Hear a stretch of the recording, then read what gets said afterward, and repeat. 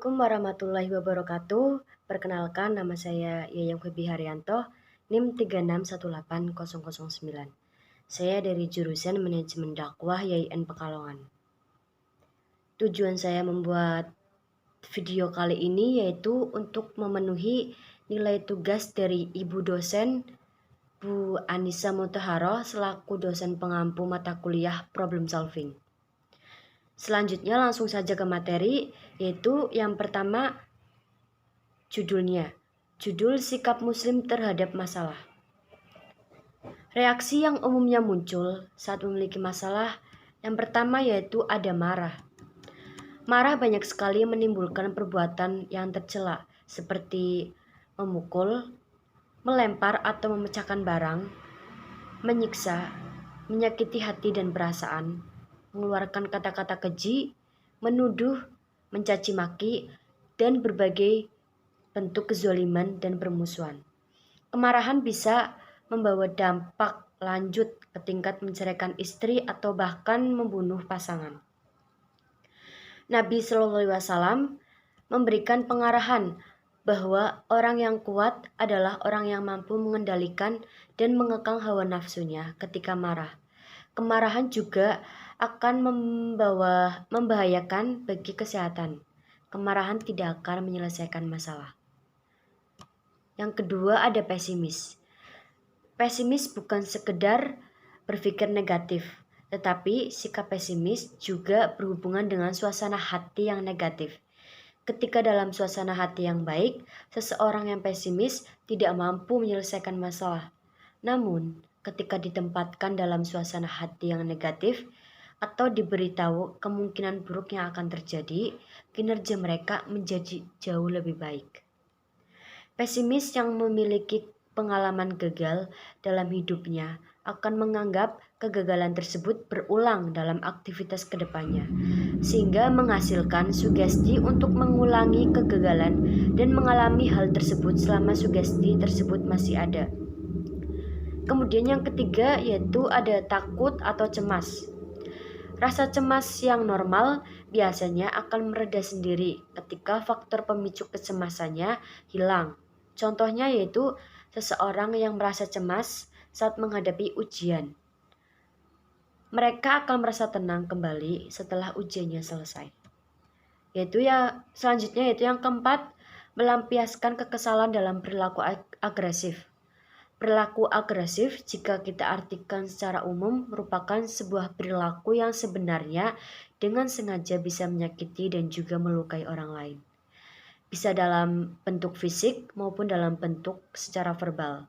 Contohnya yaitu selalu menyinggung orang lain dengan perkataannya dan mengekspresikan sebuah perasaan yang tidak peduli dengan apa yang dirasakan oleh orang lain. Selanjutnya yaitu meminta bantuan orang lain.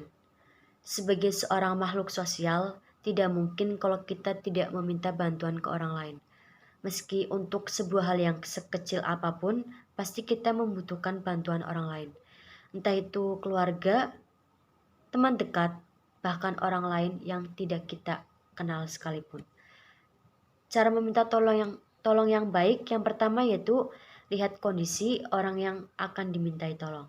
Yang kedua, perhatikan waktu. Yang ketiga, jangan bertele-tele. Dan yang keempat, gunakan kalimat yang sopan dan jangan lupakan kata tolong. Contohnya yaitu ketika si A tidak membawa uang saku dan si A berinisiatif untuk meminjam uang atau meminta tolong kepada si B. Dan si B akhirnya memberikan bantuan atau meminjamkan uang saku kepada si A. Si A meminta tolong dan si B menerima kalau si A itu meminta tolong. Kemudian selanjutnya yaitu menghindar atau menolak menyelesaikan masalah. Pada dasarnya kita tidak ingin memiliki masalah, tetapi masalah itu ada, mengincar dan mengintai kita. Mengapa demikian? Karena masalah itu ada karena kita ada.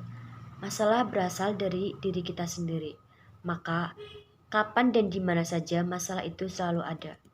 Selain dari kecenderungan menghindar masalah, kita juga sering menyembunyikan masalah kita sendiri supaya orang tidak mengetahuinya.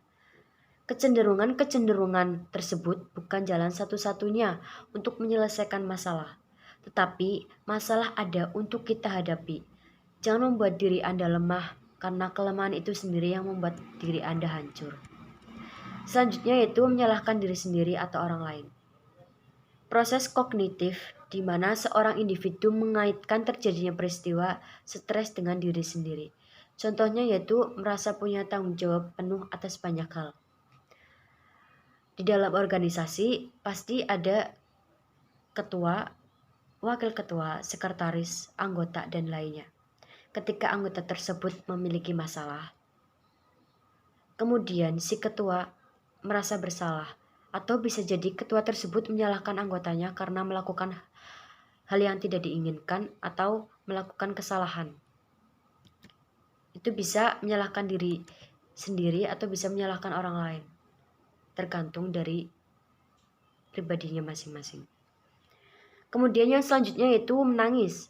Bukan hanya sebuah ekspresi emosional yang alami, tetapi hal itu juga bermanfaat bagi kesehatan.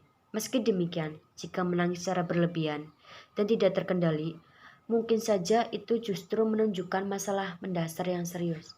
Contohnya yaitu ketika mendapatkan nilai yang jelek atau ketika mendapatkan musibah, orang itu akan menangis dengan sendirinya karena mungkin saja mereka menyesal atau bahkan memiliki masalah. Kemudian yang kedua, ada cara pandang Muslim terhadap masalah. Yang pertama, memandang masalah sebagai bukti kasih sayang Allah yang berupa ujian dan peringatan. Dalam pandangan syariat, ujian dan musibah adalah tanda kasih sayang Allah kepada hambanya. Itu sebabnya, di balik kesulitan ada hikmah atau kemudahan dan pelajaran berharga. Kemudian Rasulullah juga pernah menyampaikan bahwa jika Allah mencintai hambanya, maka Allah akan memberinya ujian, sehingga hamba tersebut semakin bertakwa kepada Allah. Contohnya yaitu di Indonesia sekarang adanya pandemi COVID-19, itu dinilai dengan ujian iman. Yang kedua yaitu menganggap masalah merupakan media atau cara Allah untuk meningkatkan derajat dan status kita sebagai hamba. Setiap orang memiliki kadar kesungguhan yang berbeda-beda dalam menghadapi masalah dan menjalani kehidupannya. Perbedaan usaha dan kesungguhan ini biasanya berbanding lurus dengan hasil akhir yang ingin dicapai. Begitupun ketika menjalani hidup. Tentu apa yang kita dapat dan apa yang hilang dari kita merupakan bagian dari cara Allah menguji kita untuk meningkatkan derajatnya. Kemudian yang ketiga yaitu mempercayai bahwa Allah memberikan masalah sesuai dengan kadar kemampuan kita. Allah Maha Adil yang tidak akan membebani hambanya di luar batasnya. Batas kemampuan setiap orang berbeda-beda dalam menghadapi ujian dari Allah. Misalnya, ujiannya para nabi dan rasul pasti lebih berat dari kita manusia biasa. Kemudian yang keempat yaitu meyakini bahwa di mana ada kesulitan di situ pasti ada kemudahan. Berprasangka baiklah atas ketentuan Allah terhadap diri kita, karena itulah yang terbaik.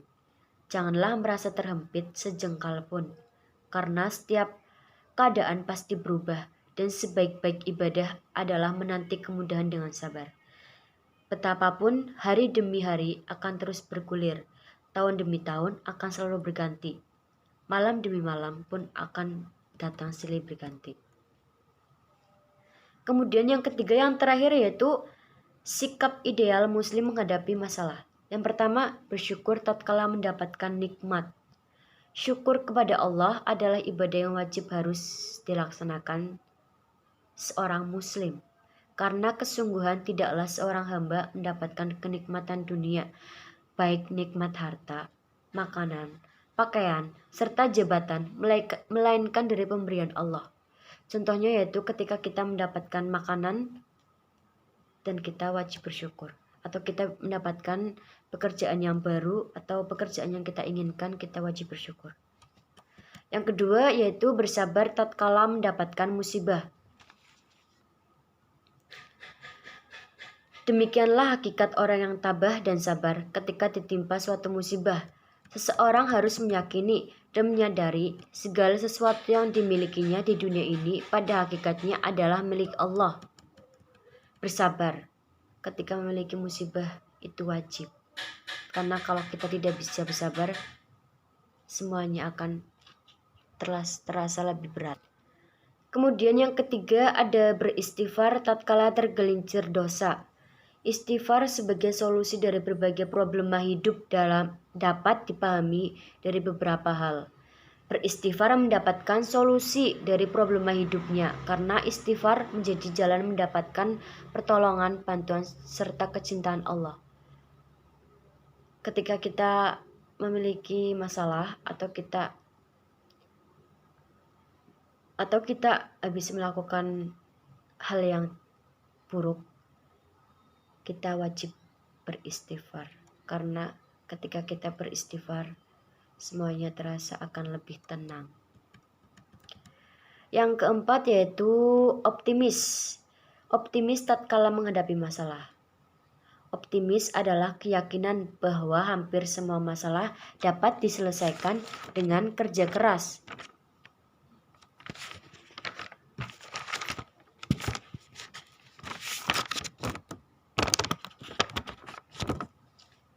Yang kelima yaitu ikhtiar, usaha manusia untuk memenuhi kebutuhan dalam hidupnya, baik material, spiritual, kesehatan, masa depannya, agar tujuan hidupnya selamat, sejahtera, dunia dan akhirat terpenuhi.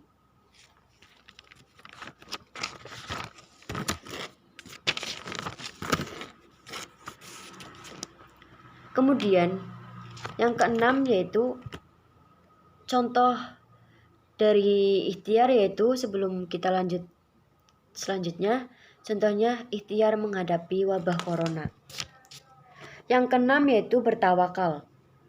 Bertawakal berserah diri sepenuhnya kepada Allah dalam menghadapi atau menunggu hasil suatu pekerjaan atau menanti akibat dari suatu keadaan. Contohnya yaitu tidak mudah berputus asa dalam berusaha. Yang kedua, menerima segala ketentuan Allah dengan rasa ikhlas dan ridho. Kemudian yang ketujuh ada qanaah. Sikap rela menerima atau merasa cukup dengan apa yang didapat, serta menjauhkan diri dari sifat tidak puas dan merasa kekurangan yang berlebih-lebihan. Contohnya yaitu memiliki keyakinan bahwa pemberian Allah ialah sebuah anugerah terbaik kepada hambanya. Kemudian yang terakhir yaitu ada tidak pernah putus asa dalam berdoa. Allah sudah menjanjikan kepada hambanya bahwa berdoalah kepadanya, maka Allah akan kabulkan. Maka kita sebagai hambanya harus banyak-banyak berdoa, minta kepadanya apa yang kita mau, pasti Allah kabulkan. Dan kita harus yakin bahwa Allah akan mengabulkan doa kita. Sekian presentasi yang dapat saya sampaikan, kurang lebihnya mohon maaf. Wassalamualaikum warahmatullahi wabarakatuh.